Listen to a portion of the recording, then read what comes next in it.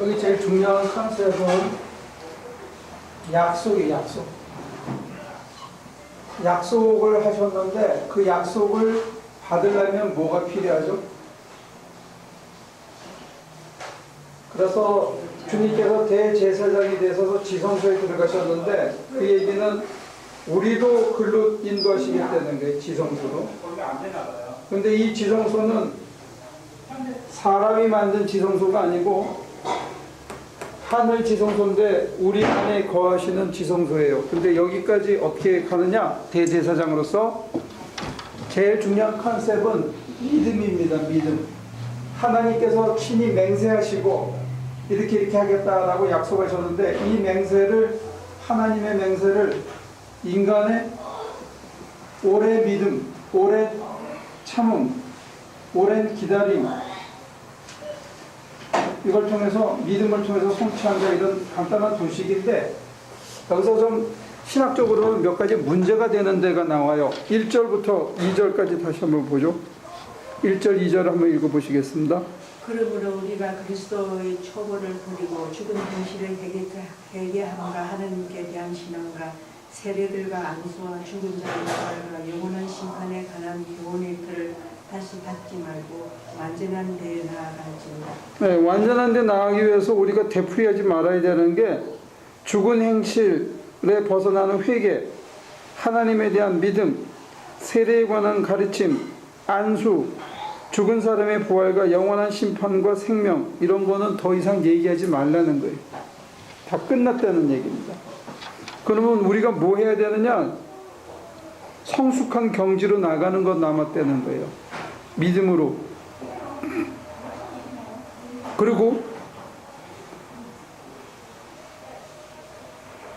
4절에 한번 빛을 받아서 하늘의 은사를 맛보고 성령을 나누어 받고 또 하나님의 선한 말씀과 장차 올 세상의 권능을 맛본 사람들이 타락하면 그들을 새롭게 해서 회개에 이르게 할 수 없습니다. 이거 굉장히 엄격한 얘기입니다.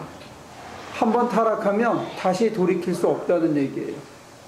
이 기초를 다 공부한 사람들이, 그리고 은혜 받은 사람들이 타락하면 회복이 안 된다는 거예요. 이거 사실 우리 개신교 교리에서는 이거 설명하는 교리가 없어요.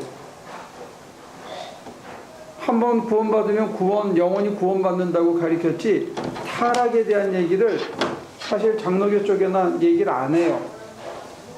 감리교에서는 백슬라이딩이라는 말이 있긴 있습니다. 타락할 수 있다는 거예요. 근데 타락하면 다시는 못 받는다, 이렇게까지 무섭게는 얘기 안 하거든요. 근데 성경은 지금 4절, 6절 다시 한번 읽어보시면 타락하면 그들을 새롭게 해서 회개에 이르게 할 수 없습니다. 그런 사람들이야말로 하나님의 아들을 다시금 십자가에 못 박고 욕되게 하는 것이기 때문입니다. 우리가 타락하면 하나님의 아들을 십자가에 못 박고 욕되게 하는 거라는 거예요. 그러니까 믿기도 어렵지만 믿고 흔들려서 다시 타락하는 거, 이거 큰일 나는 거예요. 근데 이 부분에 대한 교리가 지금까지는 없었어요. 겁나지 않습니까? 몇 년 전인가 그 총신대 김의한 총장님한테 그 장로교 신학적으로 물어보니까 그걸 또 맛보고 이거를 완전히 믿은 게 아니라 조금 들어왔다. 그러면 앞에 귀절하고는 안 맞죠? 앞에 귀절에서 죽은 행실에서 벗어나는 회개의 회개와 하나님에 대한 믿음, 죽은 행실에서 벗어나는 회개를 통해서 우리는 죄사함을 받고 구원에 이르렀다, 이렇게 얘기를 하는데 그걸 또 맛봤다 그러면 지금까지 대부분의 교인들은 맛만 본 거지 구원에 이르지 못했다, 회개에 이르지 못했다, 이런 역설이 나오니까 그거는 일관성이 좀 약한 것 같아요. 근데 지금 우리가 해야 되는 거는 회개, 믿음, 세례, 안수, 부활, 심판, 영생, 이런 거에 기초를 다시 놓는 일이 없어야 된다는 거예요. 이건 기초랍니다. 우리는 뭐 해야 되냐? 이에 대한 대답이 히브리서 12장까지 안 나와요. 12장에 가서나 대답이 나옵니다. 6장에서는 지금 우리한테 요구하는 건 딱 한 가지. 약속을 믿는 믿음, 기다림, 이것만 요구해요. 왜냐하면 하루아침에 금방 안 이루어지거든요. 지금 우리는 좀 덜하지만 이 당시에는 예수 믿는 사람들에게 다가온 게 고난이거든요. 예수 잘 믿는데 외정시대 때 예수 잘 믿는 사람이 고난받고 감옥 가고, 공산당 치하에서 예수 잘 믿는 사람들이 고난받고 하는 거, 이거 어떻게 설명이 되냐 이거죠. 그렇게 될 때 사람들이 참 힘들었어요. 도대체 왜 그러냐. 근데 하나님이 오래 참고 기다리는 믿음을 요구했다는 거예요. 근데 이제 현실적으로 이거를 적용해 보면, 여러분들이 한번 인생에서 어떤 실패를 경험하면 회복하는데 최소 7년, 8년, 10년 이상 걸립니다. 원상태로 돌아오는 거. 그러니까 한 번 다리를 잘못 잃은 게 이게 참 쉽지 않아요. 건강 잃으니까 몇 년 걸려요? 지금 6년이죠. 제대로 돌아오는데 10년 걸린다니까. 한 번 헛걸음질 하면 회복하는데 이게 하루아침에 망가진 게 아니거든요. 누적돼서 그게 딱 터진 건데, 터져서 다시 돌아오는데 10년 걸린다고. 10년. 그래서 제 나이부터는 이제 인생을 살면서 뭘 하나 헛걸음질해서 실패하면 이게 참 회복하기가 어려워요. 이 선생님이나 우리 권사님들은 실수하면 안 돼. 회복의 시간이 없어. 근데 이 연세가 드시면 뭘 제일 조심하셔야 되냐면 섭섭한 거. 이 섭섭한 감정이 들면 정상적인 판단이 안 되거든. 그러면 하나님한테 섭섭해지기 시작하면 믿음을 금방 하루아침에 잊어버려요. 사람한테 섭섭하고 자기에게 주어진 환경에 섭섭한 게 그 다음에 금세 돌아서서 하나님한테 투사가 돼서 하나님한테 섭섭해지면, 하나님이 멀어지면 그 믿음을 회복해서 돌아오기까지 10년 걸리는데 기회가 있을 것 같아요? 없을 것 같아요? 없어요. 없습니다. 기회는 있는데 쉽지 않다는 거예요, 이게. 나는 뭐 미리 다 겪었기 때문에 없어요. 나도.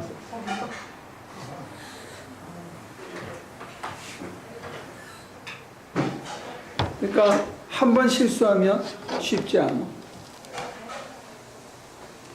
근데 실수는 겉으로 드러난 거고, 실수할 만한 습관들이 계속 뭉쳐 있다가 실수로 드러나는 거야. 계속 미룬다든지, 좀 필요 이상으로 탐을 낸다든지, 이런 것들이 뭉쳐가지고 어느 날 이렇게 빵 터진 거지, 그게 저절로 나온 건 아니거든요. 그러니까 오늘 이 본문대로 한다면 두 가지인데, 하나는 자꾸 기초에 매달려서 더 전진하지 않는 거, 그 얘기만 계속 하는 거. 우리식으로 얘기하면 맨날 축복받는다는 얘기만 하고 병 낫는다는 얘기만 계속 하는 거, 사실 좀 아픈 것도 은혜예요. 에? 무슨 소리인지 알겠죠? 아파야지 사람이 겸손해지고, 하나님이 얼마나 자기를 돌봐준지도 알고, 내가 방만하게 살았다는 것도 알고, 여러 가지 사람이 평소에 갖추기 힘든 덕목을 그 고난을 통해서 배울 수도 있단 말이에요. 아픈 게. 그리고 자기 몸을, 저희 어머니 보니까 저희 아버님은 늘 건강하셨는데 일찍 돌아가시고, 저희 어머니는 늘 골골했는데 오래 살더라고. 자기 몸을 되게 아끼죠. 아픈 사람들이 가려서 먹고 잘 챙겨 먹고 운동도 하고 이래서 더 오래 살아. 몸이 조금 아픈 사람들이. 그게 희한해요. 오늘 우리가 조금 결여한 것, 이것도 굉장히 좋은 겁니다. 넘치는 것보다는. 좀 모자라는 거, 이거 좋습니다. 두 번째는 뭐냐면, 초보적인 교리와 성숙한 경지를 못 나가고 죽은 행실에서 벗어나는 회개나 맨날 믿음이나 뭐 죽은 다음에 세례받거나 천당 가고 이 얘기만 맨날 했었느라고 성숙한 경지를 못 나가는 게 문제인데, 그렇다면 성숙한 경지가 뭐냐 이게. 생각하실 때 뭐가 성숙한 경지 같습니까? 기독교인이 된다면 조금 성숙해지면 어떻게 하는 게 성숙해지는 걸까요?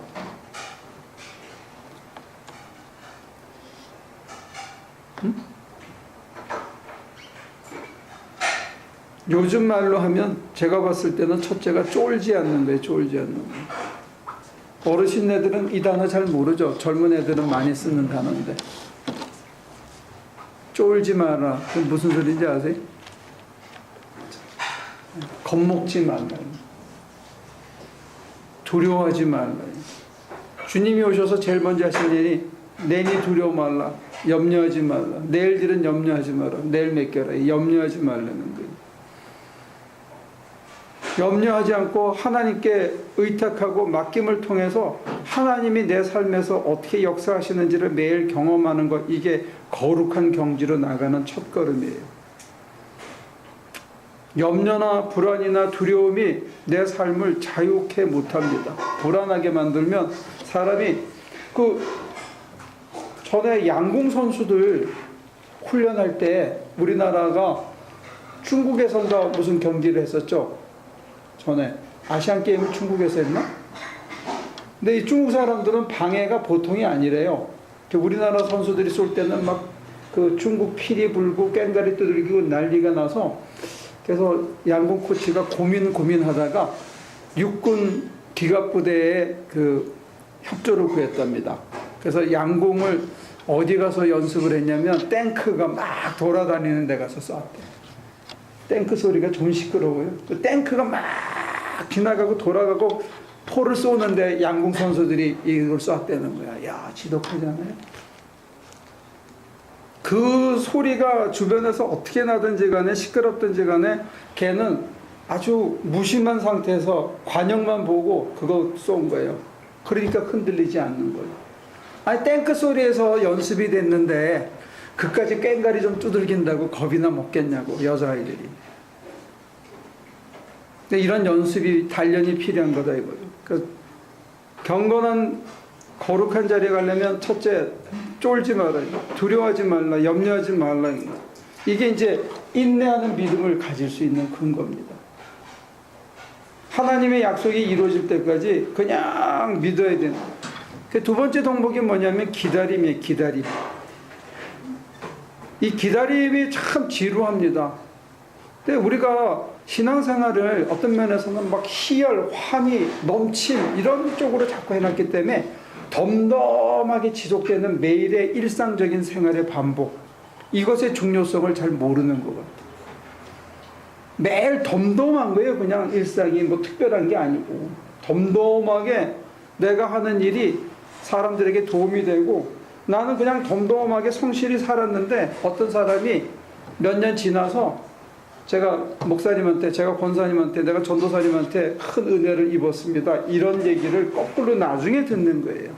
우리는 그냥 덤덤하게 사는 건데, 이 매일매일 daily life, daily bread, 이 매일매일 일상적으로 먹는 빵과 일상적으로 사는 삶의 그 중요한 가치를 사람들이 잘 모르는 것 같아요.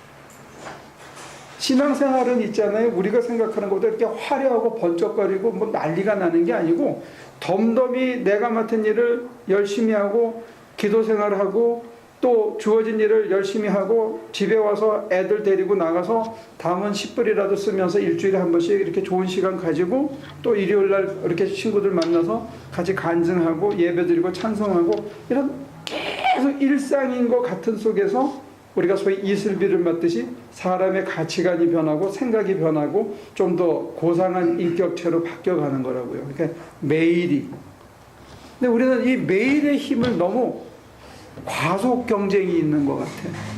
주변이 다 잘 나가는 것 같으니까 나는 그냥 내 템포대로 걸으면 되는데, 이게 지금 뭐에 씌었어.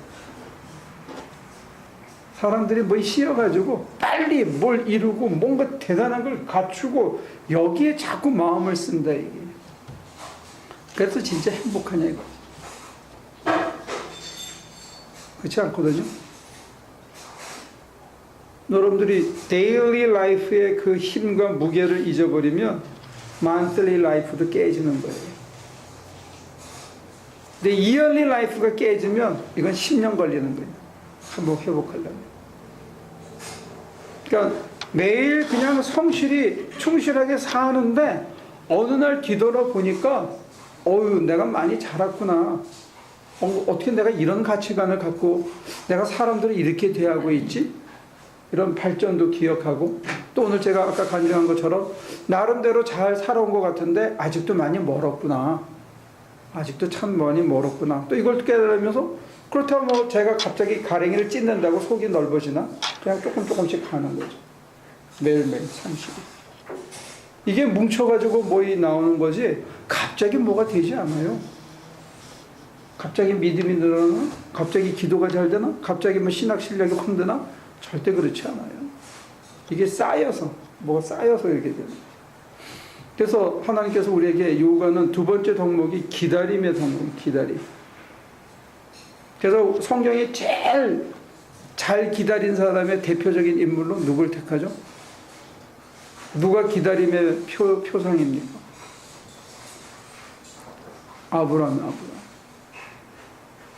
아브라함이 갈 바를 알지 못하고 떠난 거하고 두 번째 그의 믿음의 표상으로 되는 게 기다렸다는 게 기다렸다는. 뭘 기다려요? 약속이 성취될 때까지 기다렸다는.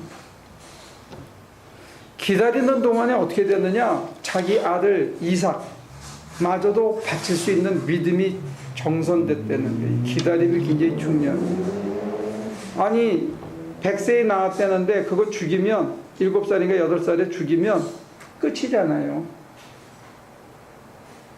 끝이잖아. 뭘 또 낳겠어. 근데도 죽일 수 있는 그 믿음은, 바칠 수 있는 믿음은 어디서 왔느냐? 기다리면서 왔다는 거죠. 기다리다 보면 아버지의 마음을 알게 돼요. 기다리다 보면 하나님의 시간표를 느끼게 되고, 하나님께서 내게 이런 시련을 줄 때도 뭔가 진짜 제일 좋은 걸 주기 위함이라는 어떤 신뢰가 생기는 거죠. 그래서 하나님께서는 기다리게 하셔요. 이 기다리는 게 사람 환장합니다. 실제로는. 사람이 기다리다가 지쳐가지고 배교하거든요.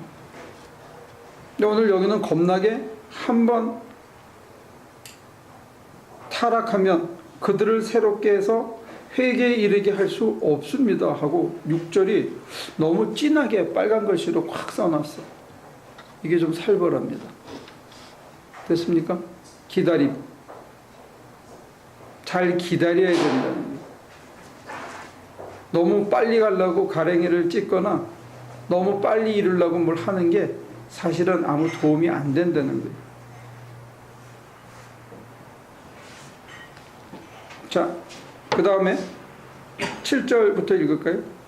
7절, 8절. 땅이 자주 내리는 비를 흡수하여 내가 사람에게 유익한 유정을 내주면 그 땅은 하나님께로부터 복을 받습니다. 그러나 가시덤불과 엉겅퀴를 내면 그 땅은 쓸모가 없어지고 저주를 받아서 마침내는 불에 타고 말 것입니다. 사랑하는 여러분, 우리가 이렇게 말하지만 여러분에게는 구원에 이르게 하는 더 좋은 것들이 있다는 것을 확신합니다. 하나님은 불의하신 분이 아니므로 여러분의 행위와 여러분이 하나님의 이름을 위하여 나타낸 사랑을 잊지 않으십니다. 여러분은 성도들을 섬겼으며 또 지금도 섬기고 있습니다. 여러분 각 사람은 같은 열성을 끝까지 나타내서 소망을 이루시기 바랍니다. 여러분은 게으른 사람이 되지 말고 믿음과 인내로 약속을 상속받는 사람들을 본받는 사람이 되어야 합니다. 기다림이 아차하면, 맡김이 아차하면 사람으로 무기력해지고 나태한 사람이 되게 할 수도 있습니다. 하나님께 판단을 맡기고 하나님이 하시도록 하는 이 온전한 헌신이 자칫하면 사람을 늘어지게 하고, 기다리다 보면 지쳐가지고 사람이 아주 무력해질 수가 있는데, 이 긴장이 참 중요한 것 같아요. 한편으로는 게으르거나 나태하거나 포기하지 말아야 되고, 한편으로는 나대거나 서두르거나 자기가 앞서지 말아야 돼. 여기를 그 옛날 어른들 얘기들 하면 중용이에요, 중용. 요 스텝을 맞추는 게 참 어렵거든요. 근데 이 스텝을 맞추려고 그러면 기도 생활에 있어서 중요한 거는 가벼워지는 것 같아요. 제가 설명을 한번 드렸죠. 세상에서 눈에 보이는 것 중에 제일 가벼운 게 뭐죠? 먼지. 예. 먼지가 제일 가볍죠. 그 다음에 가벼운 거, 우리가 흔히 상상할 수 있는 가벼운 거, 새, 깃털. 먼지가 제일 가볍고요. 먼지처럼 돼야 되겠죠. 새 깃털도 후 불면 이렇게 이렇게 갔다가 또 후 불면 이렇게 가거든요. 바람이 부는 대로 이게 가는 거예요. 방향도 강도도 가는 거리도 바람에 따라서 결정되어지는 정도가 되는 거예요. 저나 여러분들이 생각이 가벼워지고 마음이 가벼워지면 성령이 우리를 부는 만큼 부는 방향대로 갈 수 있어요.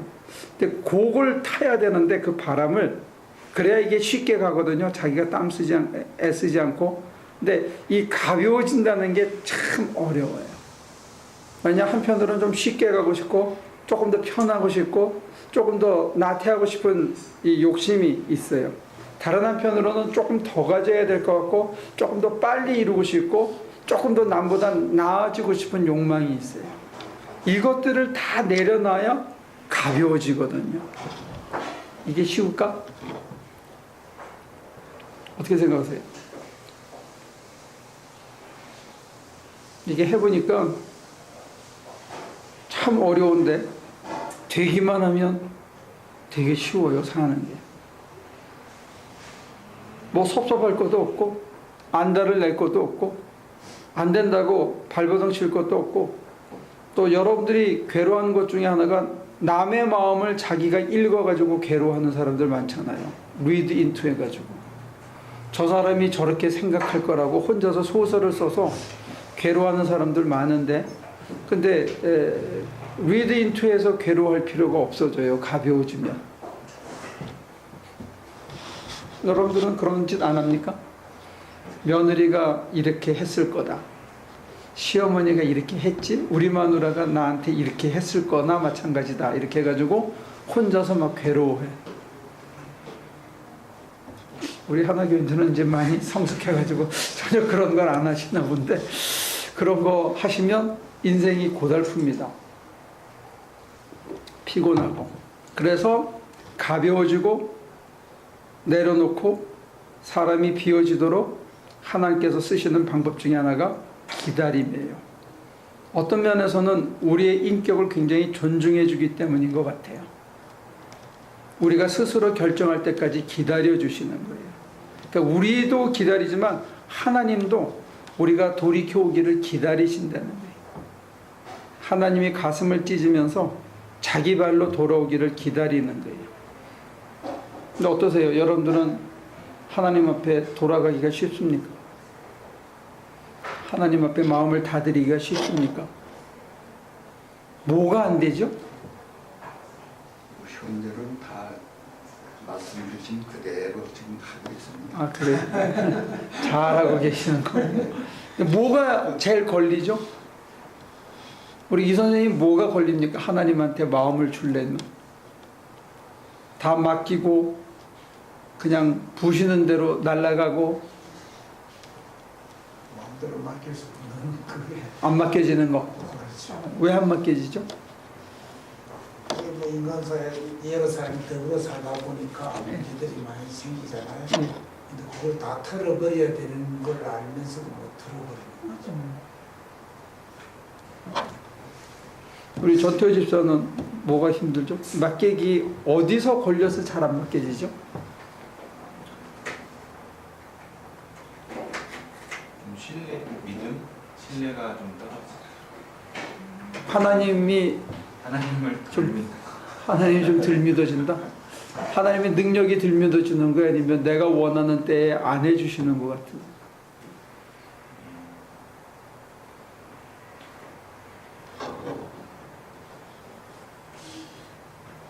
제 생각을 더 신뢰를 하는 것 같아요.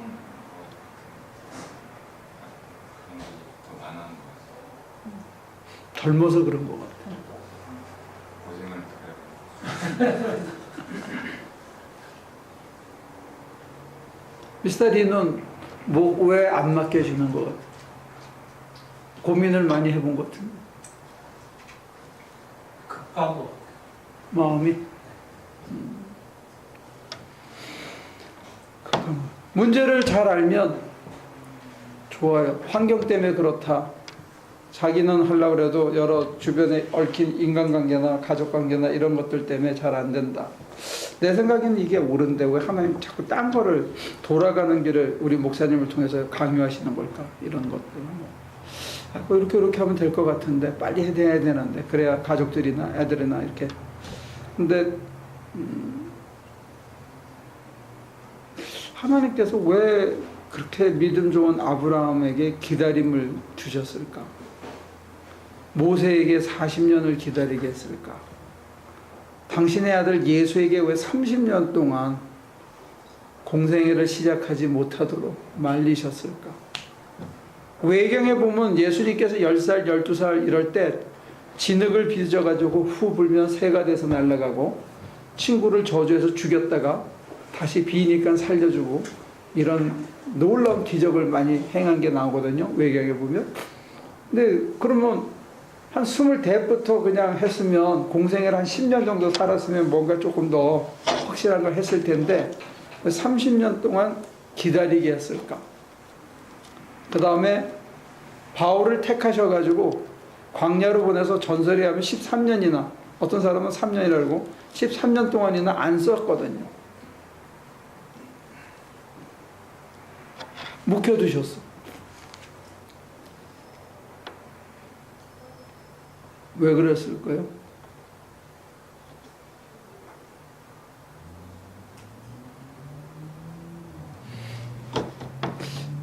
제가 간증을 하면요, 제가 저를 뒤돌아보면 이제는 어쩌면 하나님께서 좀 쓰실만하다 하는 생각이 처음 들어요. 옛날보다 힘도 빠지고 집중력도 떨어지고 이제는 이런 데서 쿵 뛰어내리면 어디가 정확하게 떨어지는 포인트인지 몰라가지고 다치기도 하고 그래요. 여기서 뛰어내리는 것도. 근데 마음 한구석에 무슨 생각이 드냐면 이제는 시키시는 대로 내가 겨우 조금씩 한 걸음씩 시키는 대로 하지 않을까, 이런 생각이 처음 들어요. 그래서 제가 우리 장로님한테 올해 우리 잘하면 100명 넘을지도 모르겠네요. 근데 그런 얘기를 처음 했어. 숫자에 대한 얘기를 내가 처음 했는데, 왜냐면 우리가 무슨 일을 맡기셔서 할 때 사람이 좀 더 필요하다는 생각을 제가 처음 하게 됐고, 사람이 모인 만큼 헌신도 헌물도 또 남을 도와줄 수 있는 폭도 늘어나는데, 중요한 거는 하나님께서 뭘 쓰신다 할 때 내가 그쪽 방향으로 이제 쓰이는 게 이게 조금 자연스러워졌다는, 저항이 적어졌다는 거예요. 제 계획이나 제 판단이나 제 어떤 그 욕망이 줄고 원하시는 대로 따라가겠다는, 조급하지 않고 그런 마음이 조금씩 생기면서 이제는 좀 쓰실만 하겠다. 밑에 사람을 써보면요, 재주가 있는 사람은 게을러고요, 참 희한하더라고. 그 능력 있는 애들은 자기 계산에 빠르고, 진짜 재주가 없는 애들은 뭘 시키면 뭘 하는지 몰라. 이 두 가지를 다 갖춘 사람이 참 드물어요. 훈련되어져서 그 일을 할 만한 사람인데 시키는 대로 제깍제깍 해내는 사람, 이게 참 드물어. 그러니까 하나님 입장에서도 제가 이제 역량을 갖추고 내가 뭘 시키면 그대로 시간 끌지 않고 바로 예 하고 가서 그 일을 완수해낼 수 있는 그런 사람을 찾기가 참 드물다는 거예요. 그러니까 한번 생각해봐. 뭘 생각했냐? 하나님께서 나를 봤을 때 하나님이 쓰시기에 내가 괜찮은 인간인가?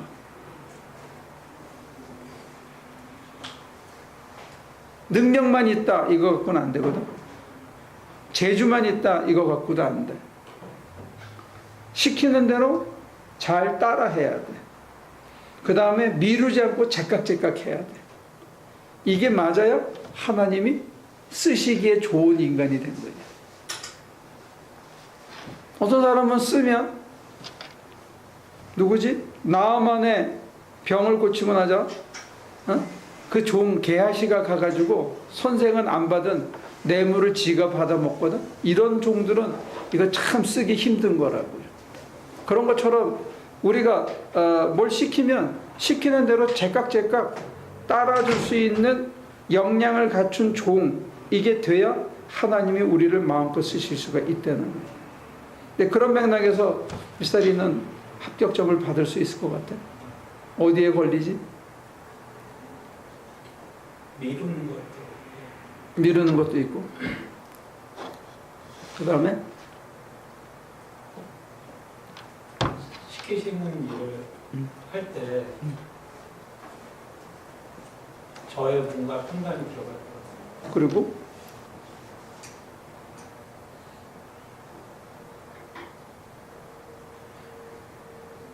자기 욕심은 별로 안 들어갈 것 같은데. 들어가겠죠. 그것도 들어가? 그럼 점점 많아지네. 근데 욕심이 들어가면 옆에 사람이 같이 안 가요. 저걸 독식한다 그러면 누가 옆에서 같이 헌신하겠어, 그지? 자기 생각이 많이 들어가면 옆에 사람들이 봤을 때 자기 생각에는 자기가 더 맞는 것 같으면 주장하고 그 사람 설득하느라고 시간이 많이 걸려. 혼자 하는 일 같으면 모르는데 여러 사람이 같이 하는 일 같으면 다른 사람들이 함께 헌신할 수 있는 어떤 뚜렷한 명분과 거기에 헌신하는 모습과 사욕을 피지 않는 모습이 같이 보여줘야 된다고. right time에 right action을 취하려고 그러면 사실은 우리가 많이 가벼워져야 돼요. 그게 믿음인 것 같아요. 하나님의 약속을 성취하기 위해서는 약속을 주신 분이 이니셔티브를 하나님이 잡고 있거든요. 근데 이거를 참 신뢰한다는 게 사실은 어려워요. 제가 보면 보수주의적인 사람은 맹목적으로 그렇게 세우고 진보적인 사람들은 자기 이성을 너무 신뢰해요. 설명은 명쾌한데 이쪽이 그 설명을 넘어서는 신비적인 하나님의 손길에 자기를 맡기는 데 있어서는 지극히 약한 거고, 하나님의 판단은 우리가 아무리 머리를 짜는 것보다 그 너머에 있는 것 같더라고요. 그게 참 힘들어. 이성으로는 클리어컷하게 설명이 안 되는 모호함이 너무 많은 거예요. 내가 분명히 옳아. 근데 그 생각을 내려놓고 나면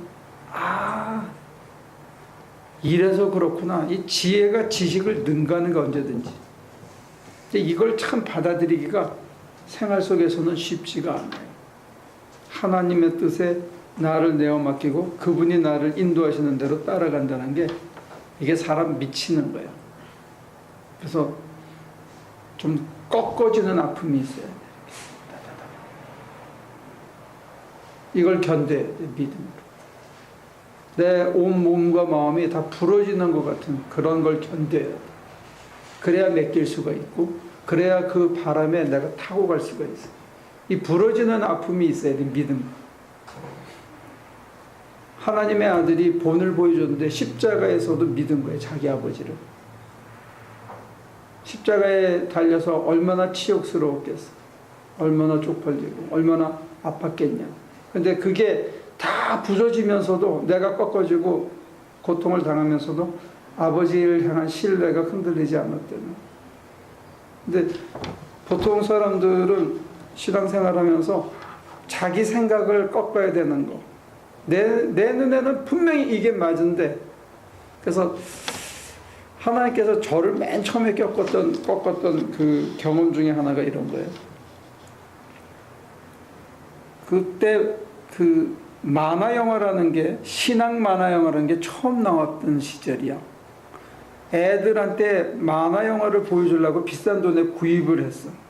그래서 창고에, 그 캐비넷 안에 넣어놓고 잠궈 놓았어요. 그래서 제가 교감 선생님한테 전화를 해가지고, 우리 애들한테 여름 성경학교니까 내가 전도사로서 이걸 좀 보여주면 어떠냐고. 저는 이제 그분이 집에 놀고 있으니까 생각해서 와서 이걸 문을 열고 애들에게 좀 보여주고 애들이 막 좋아하는 거를 즐기라고. 그래서 전화를 해서 딱 했어. 그래서 애들이 막 좋아하고 막 처음으로 신앙, 그 창세기에서부터 나오는 그 아브라함 얘기, 노아의 방주, 이걸 애들이 만화 영화로 보고 막 크게 텔레비 큰 걸로 보고 좋아해가지고 이제 집에 갔는데 딱 그 권사님이 교감 선생님 절 좀 봅시다 그러더라고. 그래서 이제 사무실에 딱 앉자마자 제가 궁둥이도 닫기 전에 그냥 쏟아놓기 시작하는데 1시간 동안 욕을 먹었어. 계속 잘못했다고 얘기했어. 난 사실 내가 뭘 잘못했는지 잘 몰랐어. 왜 그분을 위해서 했고 애들한테 도움이 된다고 생각을 한 거지. 근데 그분의 요지는 뭐냐? 네가 뭔데 날 오라가라 하냐. 새파랗게 젊은 놈이 내가 교감으로 은퇴했는데 네가 나를 오라가라 하냐 이거지. 그래서 화가 나신 거예요. 진짜 그걸 알고 내가 잘못했다고 이제 나중에 사과를 드리고 가셨어. 가신 다음에 진짜 분하더라고. 내가 내 밥 갖고 먹고 살았는데 내 손으로. 이건 전도사기 때문에 못된 빈 거야. 그분 입장에서는 그분이 맞아요. 근데 내가 뭐 설명하고 항변할 수도 있었지만 그냥 그거를 다 당했어. 다 당하고 다 받아들이고 그냥 견딘 거예요. 근데 그게 나중에 어떤 도움이 되냐면 내 앞에서 누가 밥을 먹으면서 나한테 그러더라고. 목사님 얼굴에 똥칠을 할 거래. 근데 내가 그 얘기를 들으면서 밥을 다 먹었어. 근데 그런 거를 내가 견딘 이유는 그냥 내가 잘못해서도 견딘 것도 있지만 제가 주님의 종으로 부름받았다는 이유 하나 때문에 견딘 거거든. 근데 진짜 이렇게 살이 터지는 아픔이 있더라고. 그런 모욕을 당할 때. 다다다다다 끊어지는 아픔이 있어. 근데 그걸 견딘 게 저한테는 도움이 됐어. 근데 그 외에도 여러분과 제가 신앙생활 하면서 하나님의 뜻이 이루어지기까지 내 생각과 내 판단에는 분명히 내가 옳은데 하나님 때문에 내가 그걸 접어야 되고 꺾어야 되고 기다려야 되고 포기해야 될 때 내가 진짜 갖고 싶은 것을 내려놓아야 될 때 이게 참 힘들어. 정말 아파. 근데 하나님은 그걸 연단시키기 위해서 우리에게 기다림이라는 방편을 쓰셔요. 근데 그거는 하나님을 향한 믿음이 없으면 못 기다려. 그래서 역으로 기다림을 통해서 우리의 믿음이 정선된다는 거예요. 우리의 믿음을 키우시기 위해서 하나님이 택하시는 방법이 기다림이에요. 잘 기다리고 나면 사람이 이렇게 좀 다소곳해지고 좀 차분해지고 조금 겸손해지고 조금 이렇게 영글고 성숙해졌다는 그런 느낌을 주게 돼요. 그래서 1절을 한번 읽어볼래요? 6장 1절.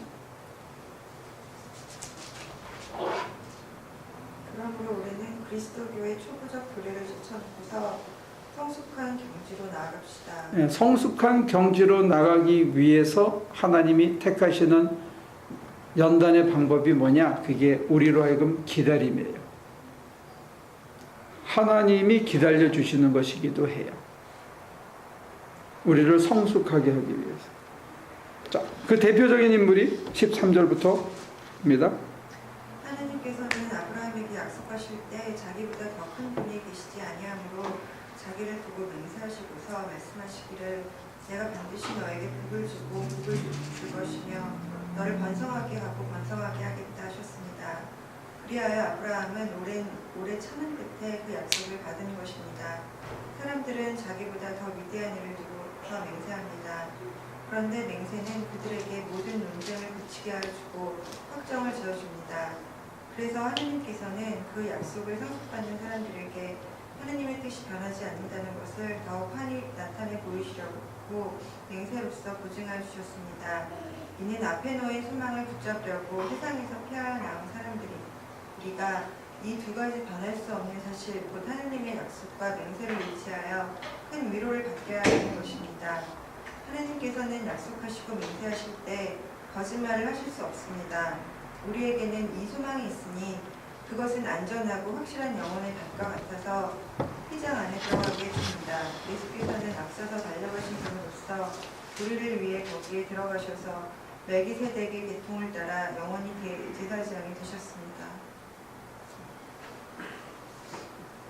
이제 방점을 얻다가 강조점을 어떻게 줬느냐에 따라 다른데 이 기절에서 번성하는 데다가 방점을 둔 사람들은 이제 축복, 번영 신학을 얘기한 사람이고, 하나님의 맹세를 강조하는 사람들은 예정을 얘기한 사람이에요. 근데 대제사장이 대신 그분을 따라 우리가 지성소에 들어가는 걸 강조한 사람들은 성화를 강조하는 사람들이에요. 그러니까 여러분들이 선택할 수 있습니다. 번영을 목표로 삼을 거냐, 예정에 안주할 거냐, 나태하지 말고 성화를 이룰 것이냐, 그거는 우리의 선택이에요. 근데 우리가 속해 있는 감리회의 교리는 성화를 더 강조해요. 번성 조금 덜 해도 돼. 하나님의 맹세, 이거는 확실해. 이 맹세의 기반으로 해서 그러면 우리는 어디를 향해 갈 거고 하나님은 어디로 우리를 끌고 가신가? 성숙한 경지로 끌고 가신다는 거예요. 그 성숙한 경지가 뭐냐면 예수께서는 앞서서 달려가신 분으로 앞서서 달려가셨어요. 왜 달려갔죠? 뒤에 따라오라고. 우리를 위하여 거기에 들어가셔서 멜기세덱의 계통을 따라 영원히 대제사장이 되셨습니다. 거기가 어디냐? 휘장 안에, 하나님 품 안에 들어간 거예요. 왜 들어가셨냐? 우리로 들어오라고요. 그래서 우리가 회개에 이르는 초보 교리를 할 때는 we are at the porch, 현관에 서 있는 거고, 휘장 안으로 들어가서 그리스도와 더불어 왕노릇하면서 아버지 품 안에서 사는 것. 이게, 근데 그렇게 되려면 초보의 경지를 지나가야 된다는 거지. 성숙한 경지에 들어가게 되면 그 어디나 하늘나라입니다. 어떤 사람들은 다 가지고도 허전해 하더라고. 그래서 딴 걸 안 채우면 못 견뎌. 술이든지 뭐 약이든지 성이든지 다른 걸로 채워야 속이 차는 사람들이 있는데, 덜 가져도 속이 차면, 그 속에 성령이 차면 좀 덜 가지고 덜 입어도 이게 속이 채워진다는 거죠. 이거를 외치는데 이게 쉽게 받아들여지지가 않아. 이게 클릭이 돼야 돼. 어느 순간에. 없어도 참 좋구나. 내 속이 왠지 모르게 이게 꽉 찬 것 같아. 더 이상 허전하지 않아. 더 이상 인생이 허망하지 않아. 참 좋다. 이렇게 숨 쉬고 살아있어서 옆에 이 사람들이 있는 게 이렇게 좋은 거구나 하는 게 클릭이 돼야 된다는 거예요. 난 여러분들이 그게 클릭되면 참 좋겠어요. 근데 기다리다 보면 어느 순간 이게 클릭이 딱 와. 내가 꺾이고 기다리면 딱 클릭이 와서 좋다. 내가 아버지 품에 있다. 그래서 여러분들이 잘 아는 어거스틴이라는 분은 그렇게 해서, 내가 내 아버지 집에서 안식을 찾기까지 나는 영원한 안식을 몰랐다. 내 아버지 집에서 비로소 영원한 안식을 찾았다는 거예요. 내 영혼이 그 안에서 쉼을 얻었다는 거예요. 그러면 우리가 찬송가에 부르듯이 초막이나 궁궐이나 그 어디나 하늘나라니. 그게 안 되면 사실 신앙에서는 하늘나라가 없지요. 그러니까 이제 옛날에 고구마 전도왕이라고 있었지. 기억나? 좋습니다. 참 좋습니다. 근데 뭐 그렇게 참 좋은지는 모르겠는데 그게 좋긴 그냥 좋거든. 근데 이게 전달이 잘 안 돼. 이게 클릭이 되면 좋아. 더 이상 허전하지 않아. 더 이상 남이 부럽지가 않아. 내 삶에 대한 불평과 그게 없어져. 난 여러분들이 그렇게 됐으면 좋겠어. 이걸 하나님이 맹세하셨다는 거야. 우리한테 이렇게 되게 해주겠다고. 믿고 인내하고 기다리면 게으르지 않고 뚜벅뚜벅 걸어가면 이게 언젠가 된다는 거예요. 근데 나는 언제부턴가 이게 죽은 다음이 아니라 살아서 이게 시작된다는 것을 느끼고 경험하기 시작한 것 같아요. 그래서 이거를 여러분들에게 전도하고 싶은 거예요. 살아서 하라 이거지, 살아서. 응?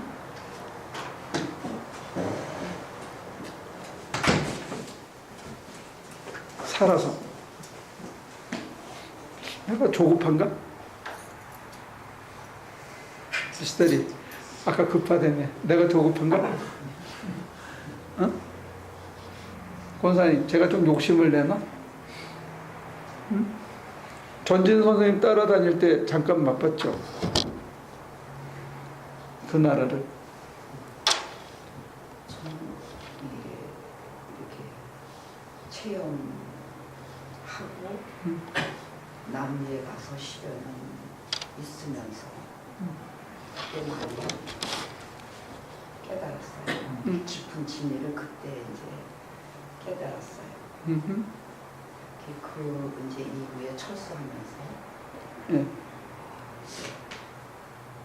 내려놓자. 가능하면 내려놓자. 버리자. 오케이.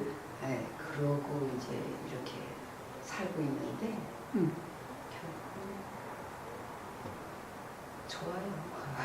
좋아요? 참 좋아요. 행복하고요. 오케이. 그러니까 단칸방에서도 견디는 거지. 아유, 행복합니다. 거기는 뭐 맨날 끌어안고 있을 수밖에 없겠더만 좁아가지고. 그래서 좋은 게 아니고요. 그것도 좋은 거지. 아니, 그래서 좋은 게 아니고요. 자유가 우선 좋은 거죠. 하나님 안에. 너네 둘도 좀 좁은 데로 이사가야 맨날 끌어안고. 응? 그래야 어떤 때는 얄미롭기도 하지만 어떤 때는 뒤돌아선 거 보면 참 안 됐고 미안하고 이쁘고 이게 자꾸 커져야 그래야 이게 넘어가거든.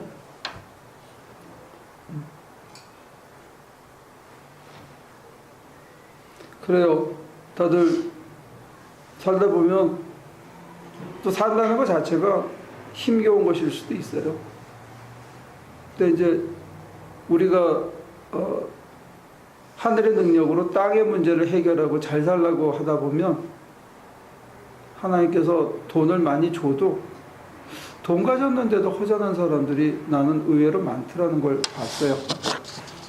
나도 유학생이었다가 신학교 교수가 되니까 인컴이 한 10배 이상 되잖아요, 갑자기.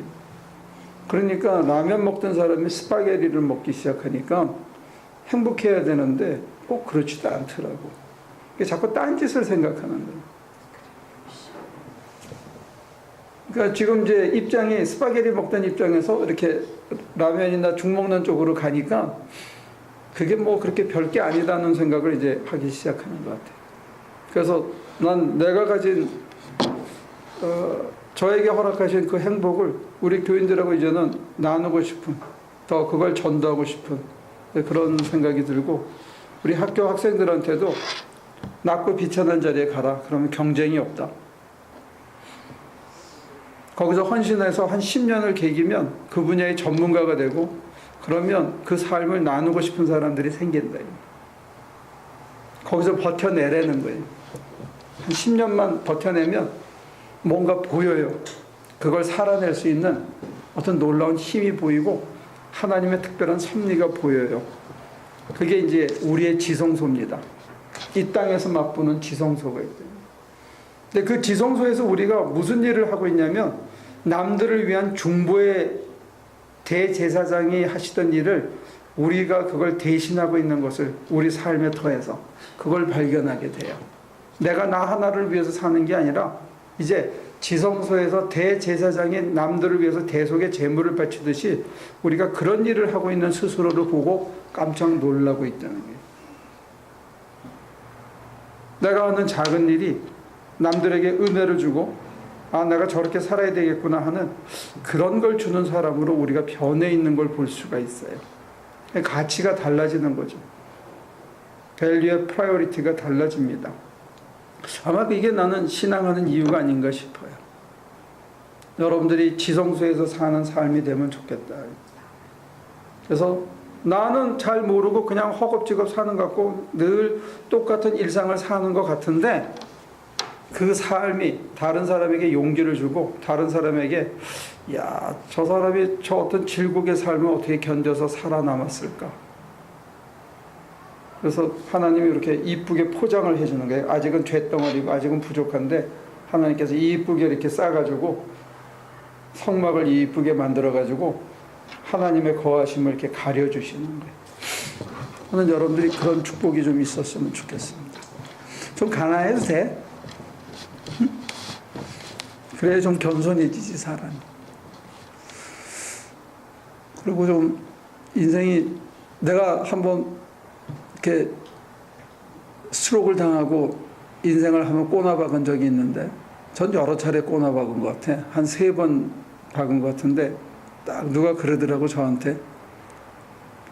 원숭이가 나무에서 떨어진 것 같대. 걔가 떨어진 걸 보고 그러더니 그 다음 말이 재밌어.